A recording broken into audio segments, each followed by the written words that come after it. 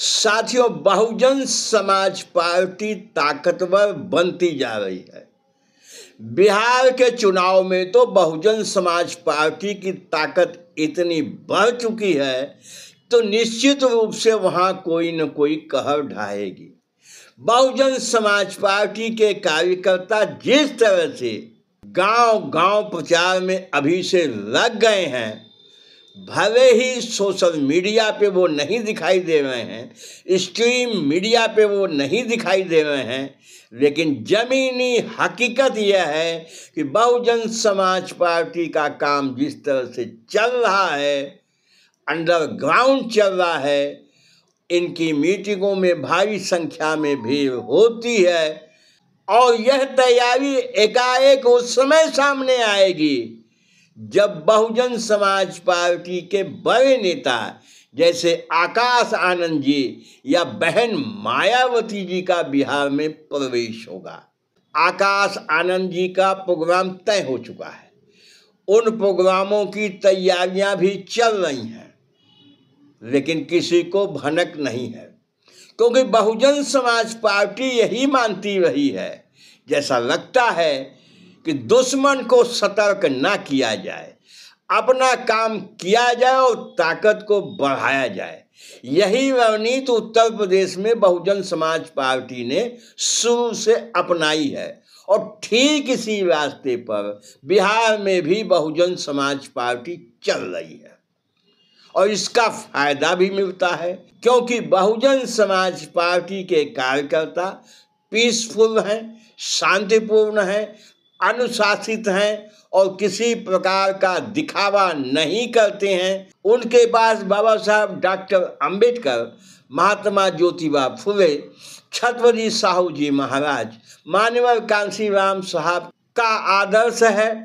उनकी विचारधारा है। तो इसलिए बहुजन समाज पार्टी पूरी तरह से एक परिपक्व विचारधारा से लैस पार्टी है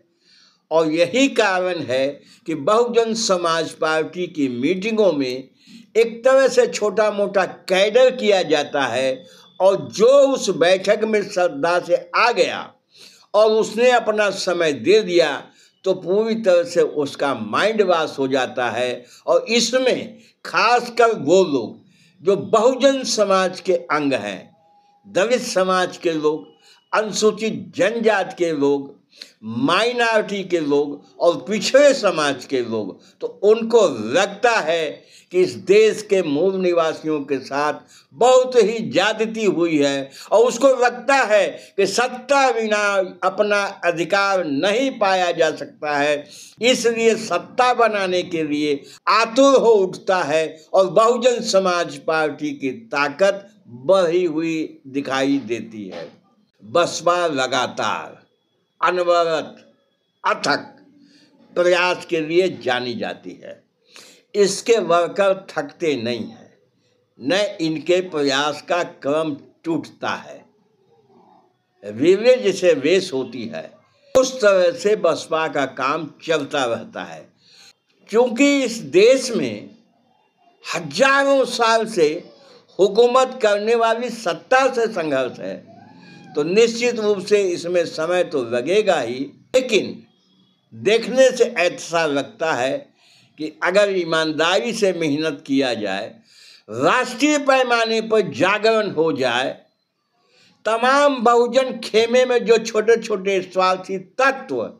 बटे हुए हैं, दूसरों के इशारे पे काम कर रहे हैं, उनकी तरफ ना देखा जाए और पूरी ताकत कम से कम 2027 में और 2029 में बहुजन समाज पार्टी के साथ सेंट्रलाइज हो जाए, तो कोई इसमें संदेह नहीं है कि बहुजन समाज पार्टी प्रदेशों में ही नहीं देश में भी शासन कर सकती है। तो साथियों, आपको यह वीडियो कैसा लगा कमेंट करके हमें बताइएगा। हमारे चैनल पे आए हैं, वीडियो अच्छा लगा हो तो लाइक कर दीजिए, शेयर कर दीजिए। हमारे चैनल पे मेहमान हैं, पहली बार आए हैं तो चैनल को सब्सक्राइब अवश्य कर दीजिएगा। बहुत बहुत धन्यवाद। जय भीम, जय भारत।